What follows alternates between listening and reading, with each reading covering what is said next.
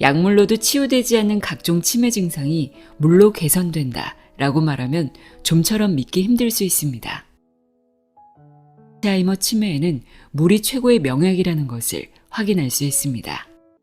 영양 지도사 김영진의 치매 예방과 치유, 물이 최고의 약입니다. 최근 일을 잊어버린다.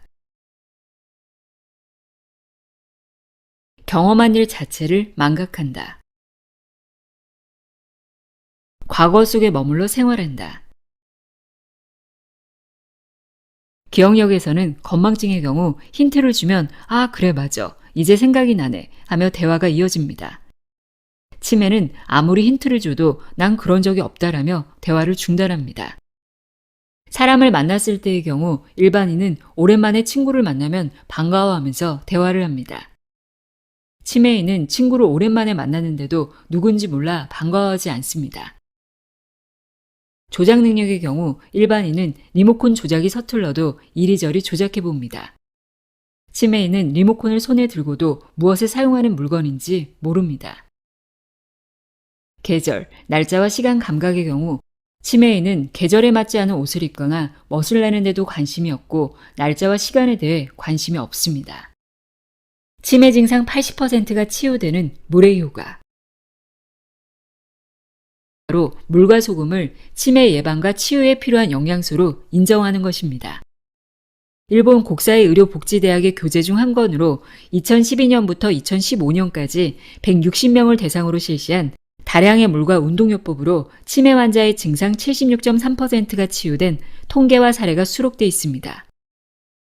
저자인 다케우치 교수는 1983년부터 현재까지 40년 가까이 물과 운동만으로 치매 환자를 치유할 뿐 아니라 기저귀를 없애는 요양원 만들기에 앞장서고 있는 의사로도 알려져 있습니다. 선망, 물이 최고의 명약. 치매 환자에게 발생하는 선망은 주로 밤에 갑자기 나타나는 정신 상태로 안절부절 못하고 초조해하거나 잠을 자지 않고 소리를 지르기도 하며 환각, 환청, 떨림, 공격적인 행동을 하는 증상을 말합니다. 평소와 달리 이상한 행동을 하는 선망은 주로 밤에 나타난다는 점에서 실마리를 찾아야 한다 라고 말하면서 사람은 하루에 1.5에서 2리터 이상의 물이 필요한데 선망이 발생한 환자 대부분의 수분 섭취량을 조사해보면 750ml 밖에 되지 않았다. 이런 사람은 아침과 점심에는 식사를 통해 어느 정도 수분을 섭취해 얌전해졌지만 낮의 활동으로 흘린 땀과 배출된 소변의 양만큼 수분을 제대로 보충하지 않아 물이 부족한 뇌가 밤에 갑자기 흥분하기 때문이다 라고 밝혔습니다. 물, 뇌의 필수 에너지원. 우리는 숨을 쉬지 않고는 5분, 물 없이는 며칠밖에 생존할 수 없다라고 알려져 있는 것처럼 물은 인간의 생존과 밀접한 관련이 있습니다.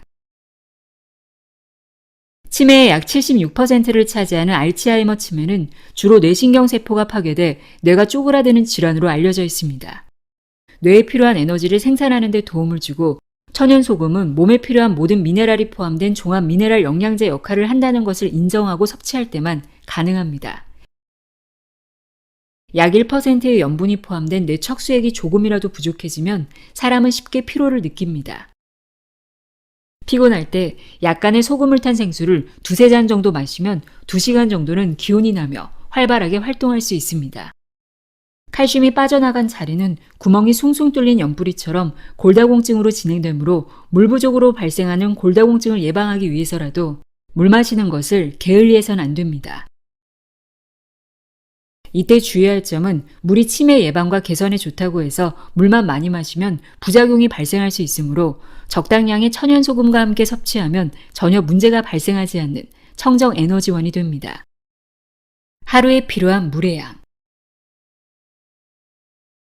세계보건기구가 권장하는 하루 물 섭취량은 1.5에서 2리터이지만 생활 환경과 직업에 따라서는 적어도 2.5에서 3리터 이상의 물이 필요한 경우가 있습니다.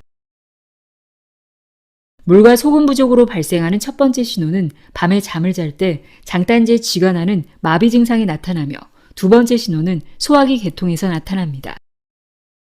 주된 증상은 속이 더부룩한 소화불량, 속쓰림, 가슴 통증, 역류성 식도염, 역류성 후두염, 위염, 위궤양, 위암, 췌장염, 췌장암, 소장염, 대장암, 대장암, 변비, 치질 등으로 나타납니다. 물을 하루에 얼만큼 드십니까? 음식은 싱겁게 드십니까? 짜게 드십니까? 하고 질문하면 대부분 마시는 물은 얼마나 되는지 잘 모르겠고 음식을 짜게 먹으면 고혈압이 된다고 해서 싱겁게 먹는 편입니다. 라고 말합니다. 수분을 보충하기 위해 마시는 커피, 녹차, 콜라, 사이다, 주스, 맥주 등은 소변 배출을 촉진하는 이뇨제 역할을 하는 산성 음료라는 사실을 기억해둘 필요가 있습니다. 즉 인체의 혈액, 뇌 척수액, 간질액은 원래 약한 알칼리성이므로 앞서 언급한 산성 음료를 섭취하면 이들을 중화시키거나 추방하기 위해 섭취한 양보다 더 많은 물이 배출되므로 뇌 건강에는 그다지 도움이 되지 않습니다. 사회적으로 소금에 대한 잘못된 편견, 즉 소금은 고혈압을 일으키는 원흉이다 라는 생각을 갖고 있는 한 소금 부족에 따른 건강상의 문제를 절대 해결할 수 없습니다. 전혀 가공하지 않은 천연소금에는 인체에 필요한 나트륨, 칼륨, 칼슘, 염소, 마그네슘 같은 다양한 미네랄이 모두 포함되어 있습니다.